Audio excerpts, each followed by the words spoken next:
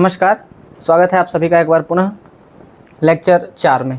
तो आज जैसा कि आप जानते हैं कि हम हिंदी 12वीं कक्षा के सभी पाठ्यक्रम का एक रिवीजन कर रहे हैं ताकि परीक्षा में कम समय में हम अच्छी तैयारी कर सकें। तो जो लेक्चर 4 है इसका थीम है महत्वपूर्ण काव्य पंक्ति। इसमें 10 प्रश्नों का मैंने चुनाव किया है और आपको पहचानने का प्रयास करना है कि वो जो पंक्तियाँ दी गई हैं वो किस कविता से है। सभी कविताओं को आपने पहले ही पढ़ चुका है, तो आप याद करने का प्रयास करेंगे कि ये काव्य पंक्ति जो है वो किस अध्याय से ली गई है। तो चलिए शुरू करते हैं। 10 प्रश्नों का चुनाव मैंने मात्र किया है, धीरे धीरे हम आगे बढ़ेंगे। 40 प्रश्नों को हम पहले से ही पढ़ चुके हैं। 41वां प्रश्न देखिए आपके समक्ष उपस्थित है कि फूल मरे पे मरे न बासु। क्या आप याद कर पा रहे होंगे? फूल मरे पे मरे न बासु, यह काव्य पंक्ति किसकी है? और विकल्प दिए गए हैं कबीर, सूर, जायसी और नाभादास। आप जानते हैं कि फूल मरे पे मरे न बासु ये काव्य पंक्ति जो है यह विकल्प सी, जी हाँ, मलिक मोहम्मद जायसी, प्रेम के पीर के कवि, सूफी संत, भक्ति काल के निर्गुण भक्ति धारा के प्रेमाश्रयी शाखा के कवि हैं जायसी। और जायसी की ये पंक्ति है फूल मरे पे मरे न बासु। आपको जायसी का जो अध्याय पढ़ना है उसका क्या नाम है? उसका नाम है कड़बक। ठीक है, तो अब याद कर पा रहे होंगे कि किस कड़बक से लिया गया है। तो एक बार मैंने रिवीजन के लिए फिर से बहुत आपको इसके थीम को बता दिया है। जैसे जो कड़बक लिया गया है वो प्रथम कड़बक जो है वो पद्मावत के स्तुति खंड से लिया गया है। ये जो कड़बक है वो जायसी के किस कृति से लिया गया है? पद्मावत से लिया गया है। पद्मावत की भाषा क्या है? पद्मावत की भाषा है अवधी, बिल्कुल। तो ये जो दो आपको पढ़ने हैं पद, प्रथम पद जो है वो पद्मावत के स्तुति खंड से लिया गया है और जो द्वितीय पद है वो पद्मावत के संहार खंड से लिया गया है। तो प्रथम पद में क्या है? प्रथम पद में जायसी कहते हैं अपनी नेत्रहीनता और अपने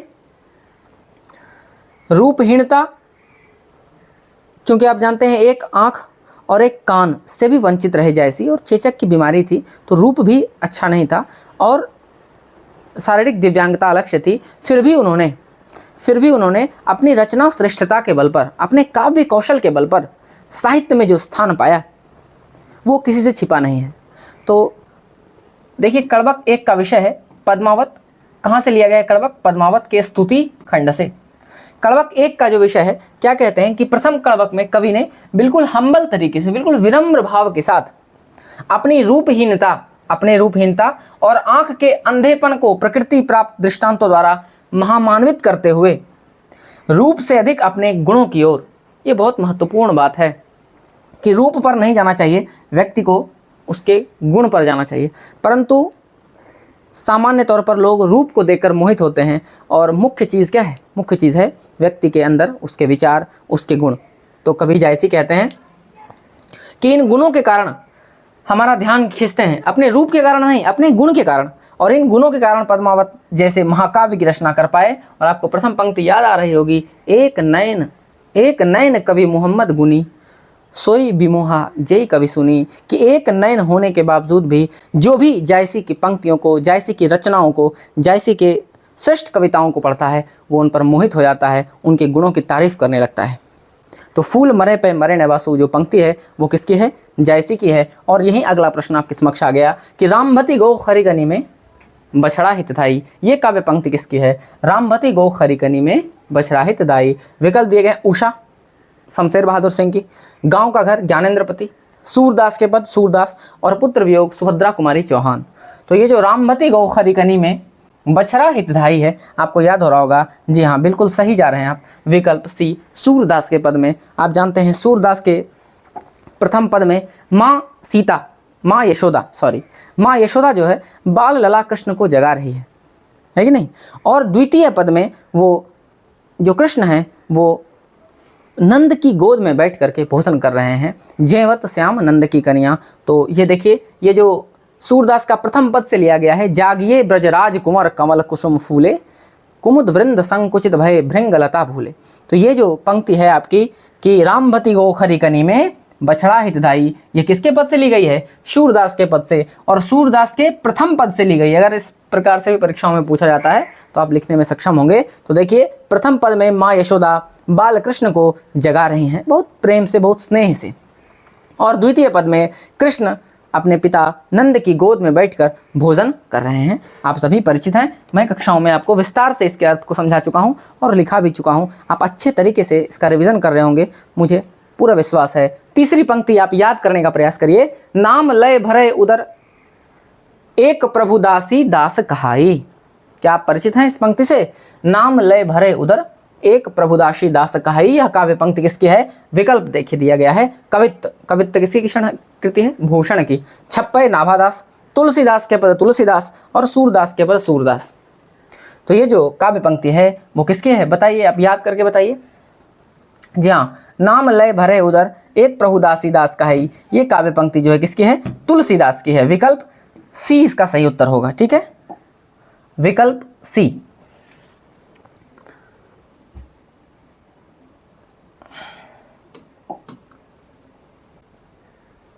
देखिए तो विकल्प सी इसका उत्तर होगा। डी पर टिक लग गया है, आप सुधार लेंगे।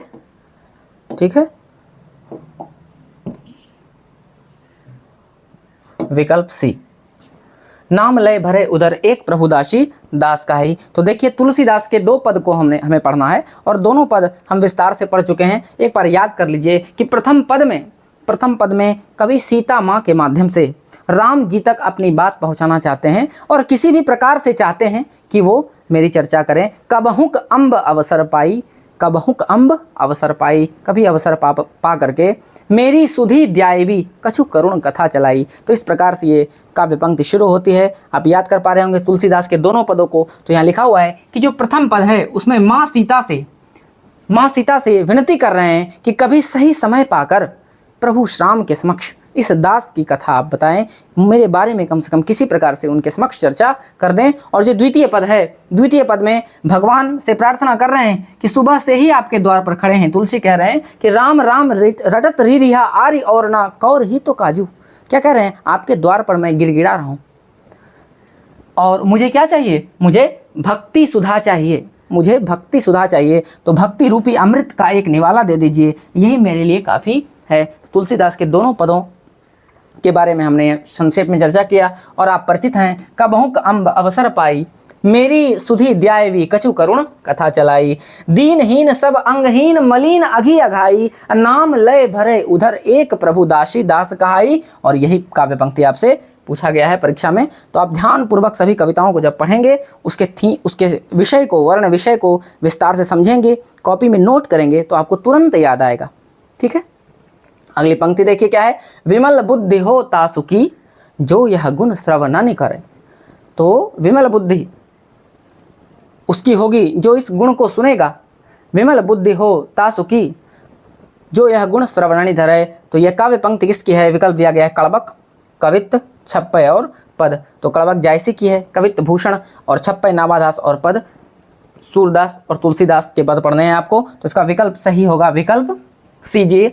नाभादास के छप्पय से ये पंक्ति लिया गया है। तो आप देखें आगे, नाभादास ने 2 छप्पय लिखा है आपके पाठ्य पुस्तक में। प्रथम छप्पय में कबीर के बारे में लिखा है कि भक्ति विमुख जो धर्म सो सब अधर्म करी जाए।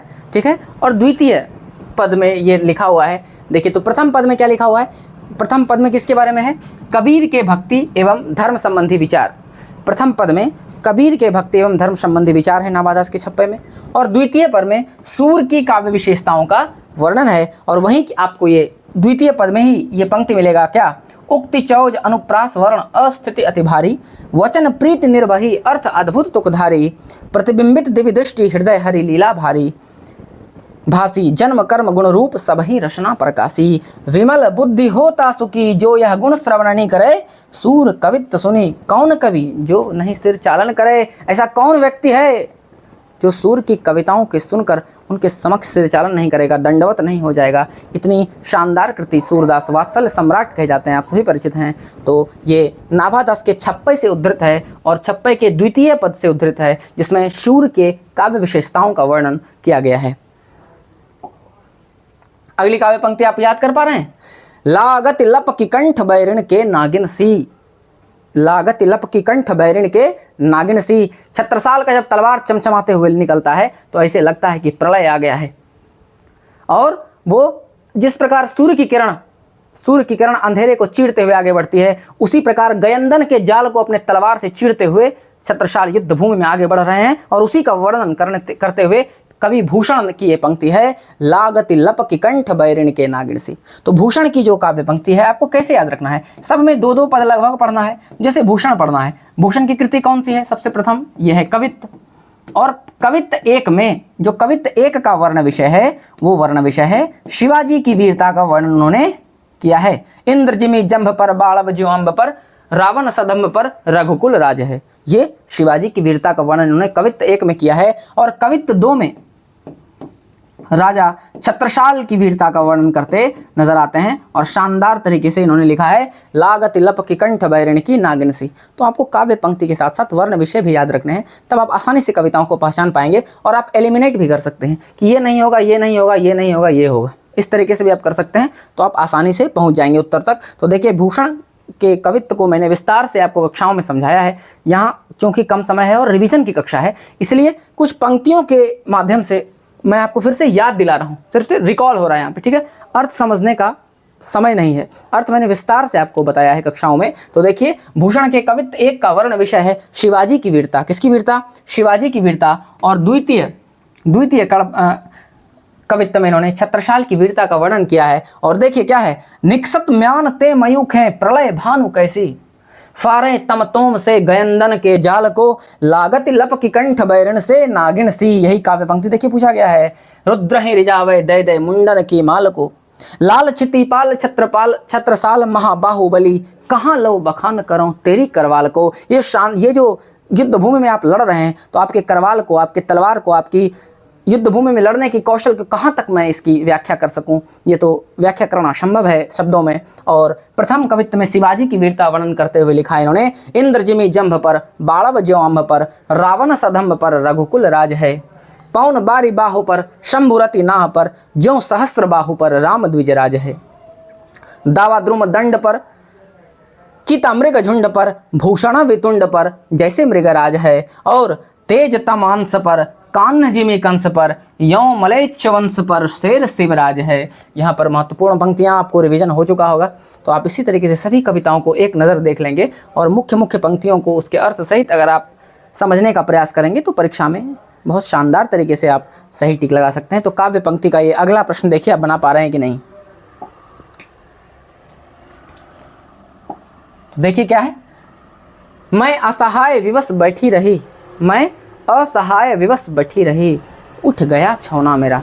ये जो काव्य पंक्ति है ये किसकी है आपसे पूछा गया है, तो आप बिल्कुल पहुंच पा रहे होंगे। मैं असहाय विवश बैठी रही, उठ गया छौना मेरा। तो ये जो विकल्प दिए गए हैं, गांव का घर, हार जीत, पुत्र वियोग और उषा। तो ये जो काव्य पंक्ति है सुभद्रा कुमारी चौहान, ये शोक गीत है, पुत्र वियोग से लिया गया है। आप जानते हैं सुभद्रा कुमारी चौहान ने के पुत्र की असामयिक मृत्यु के बाद सभी माँ की ममता को स्वर उन्होंने दिया, ये शोक गीत लिखा है। कुछ पंक्तियाँ आपके समक्ष मैंने प्रस्तुत कर दिया है, आपने पढ़ा भी है विस्तार से कि आज दिशाएं भी हंसती हैं, है उल्लास विश्व पर छाया, मेरा खोया हुआ खिलौना अब तक मेरे पास ना आया।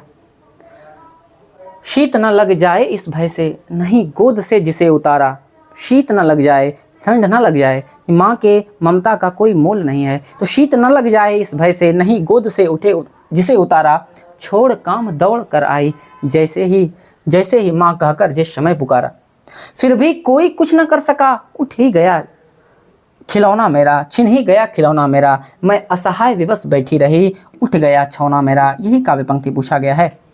और कुछ महत्वपूर्ण पंक्ति और है कि तड़प रहे हैं विकल प्राण ये, मुझको पल भर शांति नहीं है। एक पुत्र की असामयिक मृत्यु के बाद माँ का हृदय कैसे शांत हो सकता है, उनको विश्वास नहीं हो रहा है कि मेरे पुत्र की मृत्यु हो चुकी है। तो क्या कह रहे हैं, तड़प रहे हैं विकल प्राण ये, मुझको पल भर शांति नहीं है, वह खोया धन पा न सकूंगी, वो जो पुत्र रूपी धन चला गया वह खोया धन पा न सकूंगी, इसमें कोई भ्रांति नहीं है। भाई बहन भूल सकते हैं, पिता भले ही तुम्हें भुला दे। देखिए ममता का स्वर, किंतु रात दिन की साथी माँ जब आप बीमार पड़ते हैं, अस्वस्थ होते हैं, हर क्षण माँ को चिंता बनी रहती है और आपको किसी प्रकार की परेशानी ना हो, इसके लिए माँ हमेशा प्रयास करती रहती हैं। तो क्या कह रही हैं कि भाई बहन भूल सकते हैं, पिता भले ही तुम्हें भुला दें, लेकिन किंतु रात दिन की साथी माँ कैसे अपना मन समझावे कि उसके पुत्र की असामयिक मृत्यु हो गई है। तो एक शोक गीत है जिसका हेडिंग क्या है, पुत्र वियोग, पुत्र वियोग। तो मुझे पूरा विश्वास है कि आप 10 प्रश्नों से 10 कविताओं का रिवीजन कर पा रहे होंगे, और जब परीक्षा के समय आप इनको देखेंगे तो आपको इसके क्वालिटी के बारे में पता चलेगा कि कितने कम समय में आप अच्छे अच्छे तथ्यों को लगातार रिवाइज कर पा रहे होंगे। और 47वां प्रश्न आपके समक्ष है कि जादू टूटता है उषा का, लीजिए, जादू टूटता है उषा का, अब सूर्योदय हो रहा है। ये जो काव्य पंक्ति है ये आप स्पष्ट रूप से देख पा रहे होंगे, इसमें तो शब्द ही आ गया है उषा। तो ये जो काव्य पंक्ति है उसका विकल्प ए आंसर होगा। जी हाँ, शमशेर बहादुर सिंह की प्रकृति चित्रण से संबंधित कविता है उषा।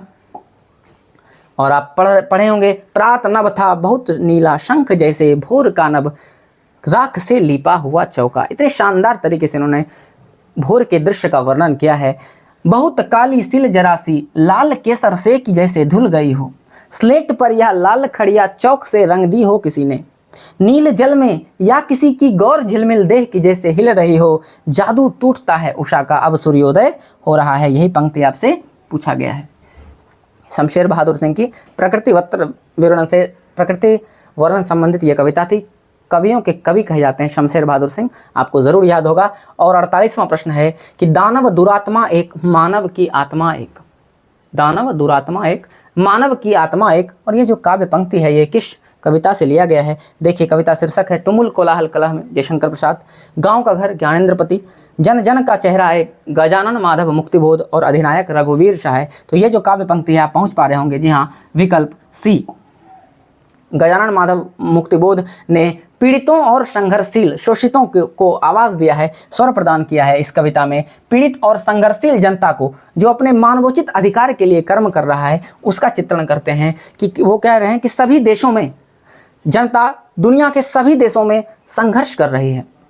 जनता जो है दुनिया के सभी देशों में संघर्ष कर रही है और क्या मांगती है, कर्म और न्याय, श्रम से न्याय, शांति एवं बंधुत्व की दिशा में प्रयासरत है। कभी पूरे विश्व की जनता को एक अंतर्वर्ती एकता में देखते हैं और क्या कहते हैं, चाहे जिस प्रांत का, चाहे जिस देश प्रांतपुर का हो, जन जन का चेहरा एक। एशिया की, यूरोप की, अमेरिका की गलियों की धूप एक, कष्ट दुख संताप की चेहरों पर पड़ी हुई जुर्रियां का रूप एक। तो विस्तार से आप इस कविता को पहले भी पढ़ चुके हैं। तो ये गजानन माधव मुक्तिबोध की ये कविता है। और 49वां सेकेंड लास्ट क्वेश्चन है ये कि सिंहासन पर बैठा उनके तमगे कौन लगाता है। ये जो काव्य पंक्ति है ये किस कविता से लिया गया है, तो विकल्प दिया गया है अधिनायक, पुत्र वियोग, उषा और हार जीत। क्या आप याद कर पा रहे होंगे। सिंहासन पर बैठा उनके तमगे कौन लगाता है, राष्ट्रगीत में भला कौन वह भारत भाग्य विधाता है, फटा सुथन्ना पहने जिसका गुण हर चरणा गाता है। बिल्कुल ये जो अधिनायक है वो रघुवीर सहाय की कृति है और चारों महत्वपूर्ण पंक्तियों को मैंने यहाँ शामिल कर दिया है। राष्ट्रगीत में भला कौन वह भारत भाग्य विधाता है, फटा सुथन्ना पहने जिसका गुण हर चरणा गाता है, मखमल टमटम बल्लम तु रही, पगड़ी छत्र चमर के साथ, तोप छुड़ाकर ढोल बजाकर जय जय कौन कराता है, पूर्व पश्चिम से आते हैं नंगे बूचे नर कंकाल, सिंहासन पर बैठा उनके तमगे कौन लगाता है। ये जो काव्य पंक्ति है वो रघुवीर सहाय के अधिनायक से ली गई है। और अंतिम प्रश्न 50वां प्रश्न, हम 50 प्रश्न कर चुके हैं। आप ठीक से अगर रिवाइज करेंगे तो आप लगभग 100-200 प्रश्नों का रिवीजन कर चुके होंगे। तो देखिए अंतिम प्रश्न है कि एक तार लोहे का लंबा, लकड़ी के 2 खंभों पर तना बंधा हुआ बाहर। यह काव्य पंक्ति किसकी है, विकल्प दिए गए हैं जन जन का चेहरा एक, तुमुल कोलाहल कलह में, अधिनायक और प्यारे नन्हे बेटे को। तो विनोद कुमार शुक्ल की कृति प्यारे नन्हे बेटे को ये काव्य पंक्ति उद्धृत है। और आप इसमें 2 महत्वपूर्ण पंक्ति जिसको आप याद रखेंगे परीक्षा के लिए कि हर वो औरत दबी सताई बोझ उठाने वाली लोहा, कि हर वो आदमी जो मेहनत कश लोहा है। तो अंतिम प्रश्न था ये। मुझे पूर्ण विश्वास है हम 50 प्रश्न पूरे कर चुके हैं और आप 50 प्रश्नों को अच्छे तरीके से अपने कॉपी में लिखिए, नोट करिए, बार बार रिवाइज करने का प्रयास करिए। परीक्षा में बहुत कम समय बचा है, 5 विषयों पर समान रूप से ध्यान दीजिए। तो आज के लिए इतना ही, धन्यवाद।